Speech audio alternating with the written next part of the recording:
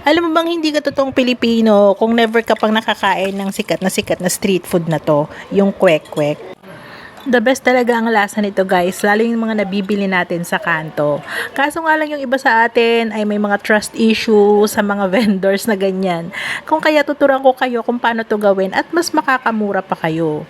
So, applicable nga lang to guys kung kayo sa bahay ay madami at nag-crave kayong lahat. So, for sure ay mas makakatipid kayo guys kung sa bahay kayo magluluto dahil medyo mahal nga talaga pag marami na kayong kakain ng kwek-kwek. Una nga, ilagang mo nga muna ang itlog at depende sa'yo kung gaano kadami. Kasunod naman ay gagawa tayo ng butter o yung pang-coating ng ating kwek-kwek.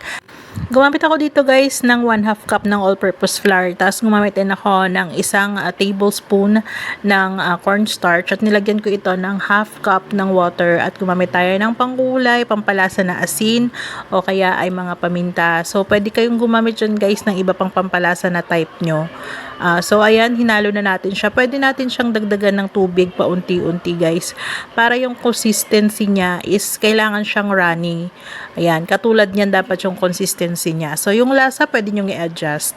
Pagkatapos niyan guys ay nalaga na yung itlog no.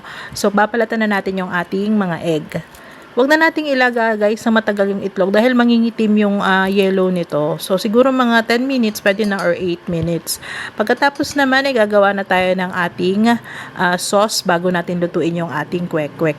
So sa sauce gumamit din ako dito ng 1 tablespoon na all-purpose flour, cornstarch pa rin, na 1/2 tablespoon. So, depende kung gaano kadami yung gagawin yung sauce, i-adjust nyo na lang po yung mga ingredients. Pagkatapos ay sa pampalasa naman, naglagay ako ng toyo, naglagay ako ng garlic powder, naglagay ako ng asin, paminta.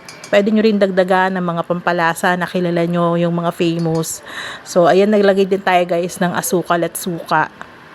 So, depende sa inyo, mas maanghang, lagyan nyo ng sili. Ito nga yung nakikita natin sa tinda ni Manong na merong spicy flavor at saka sweet flavor na sauce. Yung kulay brown na may mga sili at sibuyas. So, yung iba naman mas type nilang gamitin or maging sausawan yung mga suka na may sibuyas, merong cucumber, merong bawang, may paminta.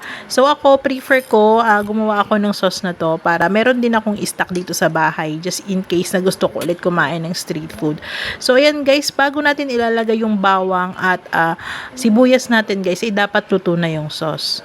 Andito naman tayo guys, magluluto na tayo ng ating kwek-kwek. So yung butter ko guys, nilipat ko lang sa isang mangkok at ang ginawa ko, hinati ko yung mga eggs na ididip ko doon sa ating butter. So bago natin siya guys idip, kailangan po muna natin siyang lagyan ng kaunting all-purpose flour para mas kumapit yung ating butter na ginawa. Kasi kung hindi natin yan lalagyan ng harina guys, ay hindi masyadong kakapit yan.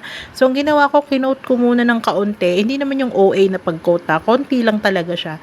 Tapos, i-coat na natin yung ating liquid na butter. So, ayan guys. Pagkatapos niyan, syempre, dapat kumukulo na yung mantika. Hindi masyadong mainit or hindi masyadong super kulong-kulo guys. Dapat talaga mainit lang siya at ilalagay na natin doon yung ating kwek-kwek. At bantayan natin siya dahil baka masunog.